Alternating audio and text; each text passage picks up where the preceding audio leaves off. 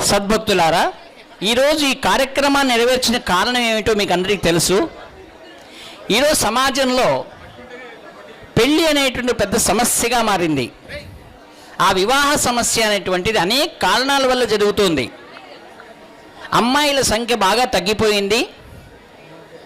అబ్బాయిలు విదేశాల్లో చదువుతూ ఉన్నారు. విద్యా ప్రమాణాలు పెరిగాయి, వినయ ప్రమాణాలు తగ్గిపోయాయి. ఆచార విచారాల్లో బాగా మనం వెనకబడిపోయాం. సమానమైనటువంటి చదువులు చదవడం ద్వారా సమాన అంతస్తులు పెరిగిపోయాయి. కావున ఒక్కరినొకరు అర్థం చేసుకున్నటువంటి అభావం ఏర్పడింది. సరిగా అర్థం చేసుకోలేకపోతున్నాం.